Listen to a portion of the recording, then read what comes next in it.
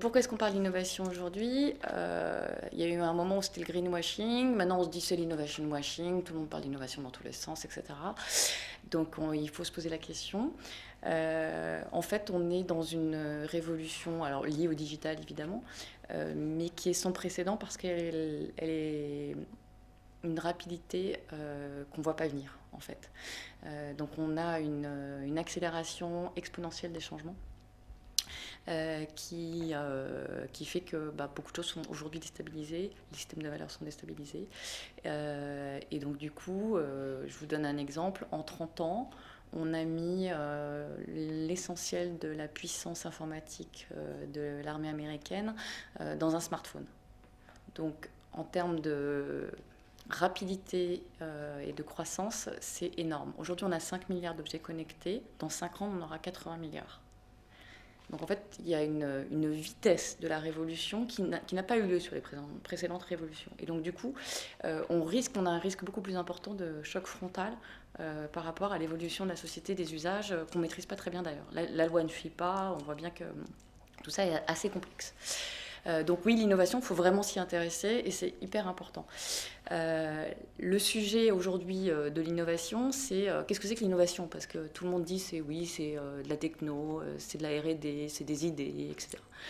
Alors je vais vous donner ma définition de l'innovation. L'innovation, en fait, c'est une conjonction de choses assez compliquées qui font que, in fine, on va avoir une adoption massive d'un nouvel usage qui va créer soit de la liberté en plus, soit de la conscience et de la connaissance en plus. Elle se base sur l'observation humaine, la créativité, l'interdisciplinarité, parce qu'on arrive à créer et à être créatif que quand on est différent, et le changement de regard qu'on peut avoir les uns sur les autres, et donc une certaine ouverture d'esprit. Donc qu'est-ce que c'est que l'open innovation?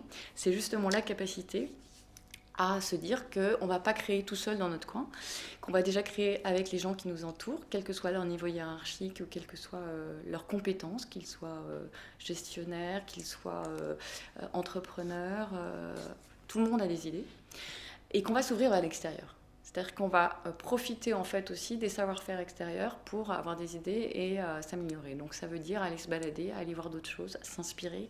Ça veut dire être capable de travailler avec des gens extrêmement différents. Et donc tout ça, c'est une question de regard et une question de regard porté et d'humanité en fait, sur le regard qu'on porte sur les autres finalement. Alors il faut accepter de partir vers l'inconnu. Donc ça, c'est une des premières conditions de l'innovation. Donc soit avoir une vision, vous avez des gens qui ont une vision du monde qu'ils portent. Et puis vous avez des gens qui sont parfois très innovants tout simplement parce qu'ils laissent faire les autres. Ils leur disent, je ne sais pas, donc vas-y, essaye et tu verras. Donc ça, c'est important dans les environnements dans lesquels on est, d'avoir des gens qui laissent faire.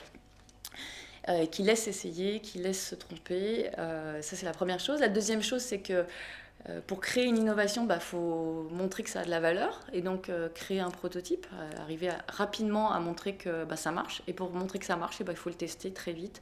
Il faut le tester avec les utilisateurs, avec les gens qui ont le besoin. Et la troisième chose, c'est qu'il faut arriver à la déployer. Et pour la déployer, il faut faire preuve d'ingéniosité et faire en sorte que les gens aient envie de la déployer. Et donc se l'approprier, et donc là on peut utiliser toutes les méthodes d'intelligence collective pour le faire. Le concept en fait qui a été développé par les CAE est complètement d'actualité aujourd'hui parce que il faut savoir qu'on va avoir il y a une personne sur 3 aux États-Unis qui est indépendante, que dans 20 ans on va avoir 50% des emplois qui vont être remplacés par des robots, et donc du coup il va falloir trouver d'autres modes de travail. Et le concept de CAE est innovant parce qu'il permet en fait d'avoir une flexibilité du travail avec un cadre qui est quand même sécurisant. Ce qui n'est pas le cas en fait de beaucoup d'autres environnements de travail.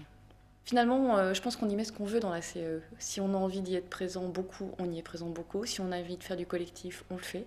Si on a envie de développer sa propre activité tranquillement, on le fait également. Et je crois que c'est cette liberté-là qui est innovante aujourd'hui. Et quand on regarde les modèles de travail des jeunes, ils sont souvent multi-employeurs, leur statut est extrêmement complexe à gérer. Et je pense que les CAE sont des vraies solutions aujourd'hui sur ce nouveau mode de travail. Il ne faut pas qu'elles hésitent à monter des partenariats de recherche de financement, à monter des projets qui soient d'ampleur et qui leur permettent en fait d'aller chercher des fonds, à ne pas hésiter à s'allier à des fondations, à des fonds privés. Je crois qu'il ne faut pas avoir peur. Je veux dire, les entrepreneurs le font, je ne vois pas pourquoi les CAE ne le feraient pas. Ensuite, tous les moyens de mutualisation entre CAE sur des compétences spécifiques ou des secteurs d'activité, effectivement, c'est un autre levier en fait de croissance, à mon avis. Et la capacité à travailler effectivement avec leur écosystème local, puisqu'elles sont capables de s'implanter et de rayonner localement. Et enfin, le dernier point, c'est que je pense qu'à l'international, il y a aussi des choses à faire, effectivement, en créant des ponts et en créant en fait des associations avec des initiatives qui ne seraient pas très loin de celles-ci.